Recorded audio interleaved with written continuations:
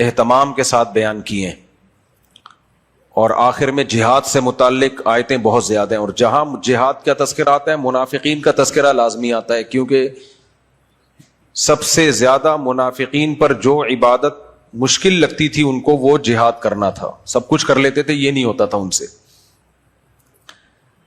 تو شروع میں ہم اللہ تعالیٰ نے جو کچھ احکام بیان کیے ہیں ان کا تذکرہ کرتے ہیں، پھر ہم جہاد کی آیتوں کی طرف آئیں گے انشاءاللہ. اور بھی بیچ میں بہت اہم آیتیں ہیں، اللہ کرے یہ ساری آج مکمل ہو جائیں. اللہ نے سورت کو شروع کیا، اے لوگو اس رب سے ڈرو جس نے تمہیں ایک جان سے پیدا کیا. ہم سب ایک آدم سے پیدا ہوئے ہیں، ہم سب کی اصل کہاں جاتی ہے؟ آدم. وخلق منہا زوجہا، اور اسی آدم سے اللہ نے ان کی زوجہ کو پیدا کیا. یعنی اما حوا بھی حضرت آدم علیہ السلام کی پسلی سے پیدا ہوئی ہیں. حدیث میں اس کی تفصیل ہے. آدم علیہ السلام کو گہری نیند سلا دیا گیا تھا اور پھر آپ کی پسلی لی گئی اور اس پسلی سے اما حوا کو پیدا کیا گیا. پسلی سے پیدا کرنے میں کیا حکمت تھی اللہ بہتر جانتا ہے، لیکن اس سے اتنا ضرور پتا چلتا ہے کہ عورت مرد ہی کا، حدیث میں آتا ہے شقائق الرجال، عورتیں مردوں کے جسم کا ٹکڑا ہیں. مرد ہی کے جسم کو توڑ کے اللہ نے عورت کو بنایا ہے. اور آپ کو پتا ہے کہ جو جس کی اصل ہوتی ہے نا وہ اسی طرف جاتا ہے. اس سے پتا چلتا ہے کہ عورت کو مرد کی ضرورت زیادہ ہے بنسبت مرد کو عورت کی ضرورت کے.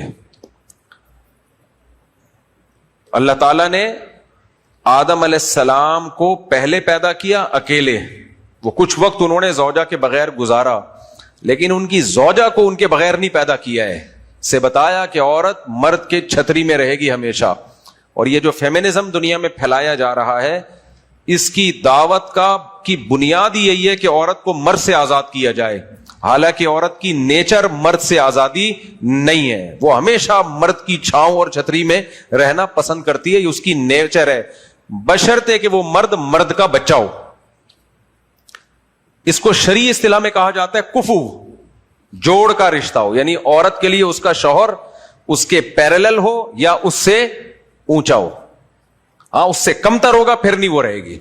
آج کل جو شادیاں ہو رہی ہیں ان میں ہسبینڈ جوڑ کا نہیں ہوتا، عام طور پہ لیول کا نہیں ہوتا. لیول سمجھتے ہیں کسے کہتے ہیں؟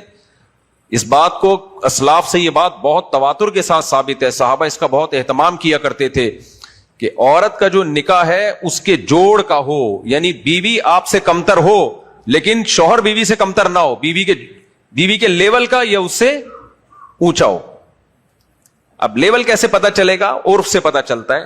مثال کے طور پر ایک ماسٹرز لڑکی ہے، اس کی شادی 8ویں پاس سے کرا دی جائے لڑکے سے، شوہر سے، تو یہ جوڑ کی شادی ہوگی بے جوڑ شادی ہوگی؟ بولتے رہو جلدی جلدی، میں نے آیتیں ساری مکمل کرنی ہے آگے، بہت جلدی آگے اسپیڈ میں. آج کل میں تھوڑا فارورڈ کا بٹن دبا کے آتا ہوں کیونکہ صرف یہ جمعہ اور اتوار کے بیانات جو ہے نا وہ تو واعظ و نصیحت کے ہوتے ہیں. یا تم نے قرآن کو بھی کور کرنا ہے نا، لیکن اب ایسے کور کروں کہ مضمون ہی سمجھ میں نہ آئے تو یہ بھی زیادتی ہو جائے گی. تو اس لیے میں دونوں چیزیں چلا رہا ہوتا ہوں، قرآن کی آیتیں بھی اور جو ٹاپک ہے اس کو بھی ہم فوکس کریں، وہ بھی دماغ میں اتر جائے. تو ماسٹرز لڑکی کی شادی 8ویں کے بھگوڑے سے ہو رہی ہے، یہ جوڑ کی شادی ہے.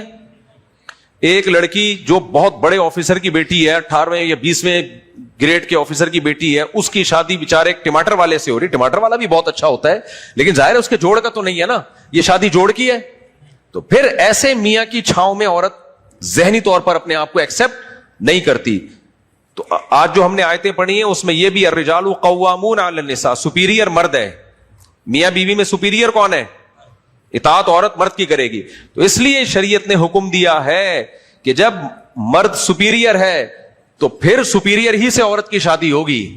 اگر وہ اس سے ذہنی لحاظ سے یا عرف کے لحاظ سے کمتر ہے، کم درجے کا ہے، تو وہ اس کو سربراہ نہیں بنائے گی. دیکھو فوج میں اس کی مثال ملتی ہے. کمیشن آفیسر کی سلیکشن کے لیے الگ شرائط ہیں اور عام رنگروٹ اور جو کمیشن آفیسر ہے اس کے لیے شرائط بھاری ہیں. تبھی کمیشن آفیسر بہت کم لوگ سلیکٹ ہو کے جاتے ہیں، اس کا اسٹینڈرڈ بہت زیادہ ہے. وجہ کیا؟ اس نے آفیسر بننا ہے، سپیریئر بننا ہے. ایک عام فوجی اگر دیکھے گا کہ یار میرا جو آفیسر ہے، جو میجر ہے، کرنل ہے، بریگیڈیئر ہے یا کوئی بھی جو مجھ سے بڑا ہے، وہ کوالٹی میں مجھ سے کم ہے، تو وہ ذہنی طور پر اس کو سپیریئر تسلیم نہیں کرے گا.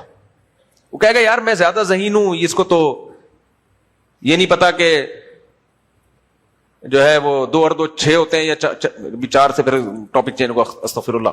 تو آج مجھ سے آئے تھے اجازت حدیث لینے کے لیے. میں نے کہا اجازت شادیاں میری طرف سے آپ کو, کچھ طلبہ آئے نا, میں نے کہا مجھ سے شادیوں کی اجازت. اچھا خیر, تو ذہنی طور پر یا پرسنالٹی بھی دیکھی جاتی ہے کہ نہیں دیکھی جاتی؟ کمیشن آفیسر کے لیے پرسنالٹی دیکھی جاتی ہے. جو کمیشن آف, چاہے نیوی میں ہو, ایئر فورس میں ہو, دنیا کی ہر آرمی میں آپ دیکھ لو, ایک اس کی یہ نہیں ہوگا کہ بریگیڈیئر صاحب ہے, اتنی بڑی توند آگے سے نکلی ہوئی ہے ان کی, اور پیچھے 2 عدد کولے, ایسا لگ رہا ہے کہ انہی کے پاس ہے کولے, باقی تو سب بغیر کولوں کے دنیا میں گھوم رہے ہیں, اتنے بڑے بڑے. ایسا نہیں ہوتا. اگر ہوگا تو سمجھو وہ گیا, وہ فوج گئی دنیا, اب وہ چلنے والی نہیں ہے.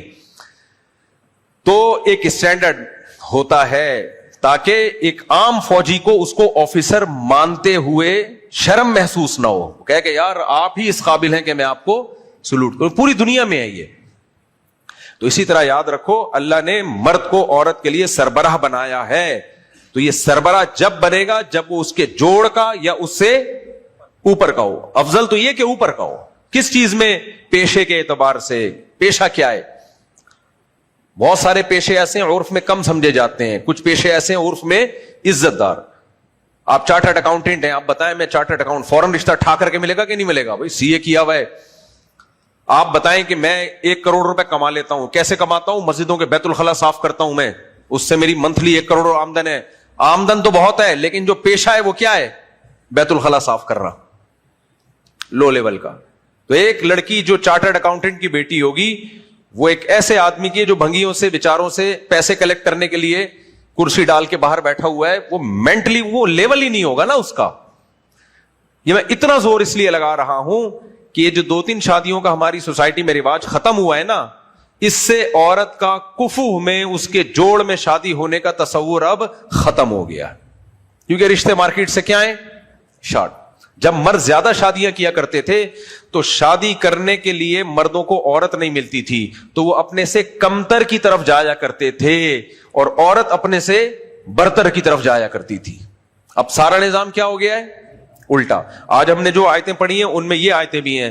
اللہ نے سورہ یہ جو 5واں پارہ ہم نے شروع کیا, اللہ نے فرمایا وَمَن لَّمْ يَسْتَطِعْ مِنْكُمْ طَوْلًا, آج کی تراویح میں وَمَن لَّمْ يَسْتَطِعْ مِنْكُمْ طَوْلًا أَن يَنكِحَ الْمُحْصَنَاتِ الْمُؤْمِنَاتِ, اے ایمان والو اگر تم کسی آزاد عورت سے نکاح کی تم میں طاقت ہی نہیں ہے.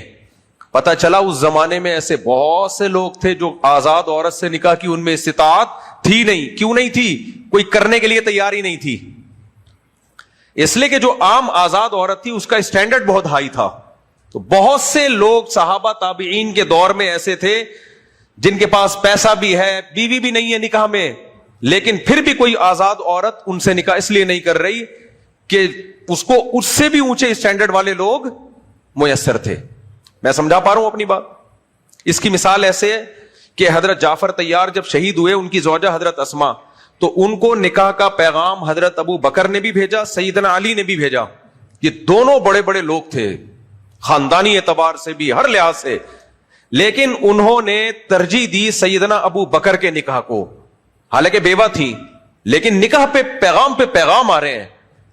اور سیدنا علی کا رشتہ ریجیکٹ کیا عمر کم ہونے کی بیس پہ. میں سمجھا پا رہا ہوں اپنی بات؟ کا میچور جو ہے ابو بکر ہیں. پھر حضرت ابو بکر کا انتقال ہوا, حضرت علی نے دوبارہ پیغام بھیجا تو پھر انہوں نے قبول کر لیا. تو یہ بیوہ عورتوں کی اس طرح سے وہاں 2 رشتے آ رہے ہیں, 3 آ رہے ہیں, وہ سلیکٹ کر رہی ہیں کہ ان میں سے کس سے کرنا ہے ہم نے. آج ایسا نہیں ہوتا کہ بیوہ عورت کے پاس رشتوں کی بھرمار ہو. اگر بھرمار بھی ہوگی تو وہ اس کے اسٹینڈرڈ کے نہیں ہوں گے. جاؤ شادی دفتروں میں جا کے دیکھ لو, اسٹینڈرڈ گیا تیل لینے. آج مرد کر رہا ہے, مرد کی شرطیں لگ رہی ہیں. اب مرد شرطیں لگا رہا ہے, یہ تعلیم ہو, یہ ایجوکیشن ہو, اتنا کماتی ہو, ایسے وغیرہ وغیرہ. تو یہ سارا سیٹ اپ جو الٹا ہوا ہے نا, یہ اس لیے الٹا ہوا کہ ہم نے نکاح طلاق کے حکام اسلام سے لیے اور ایک بیوی پر اکتفا والا نظام ہندوؤں سے لے لیا. تو دونوں سسٹم ایڈجسٹ بولو ہو ہی نہیں رہے. یہ سسٹم ہے, یہ سسٹم نہیں ہے. دوستو السلام علیکم. میں آپ سے یہی کہنا چاہوں گا کہ آپ ہمارے ویڈیو کو لائک اور چینل کو سبسکرائب ضرور کریں.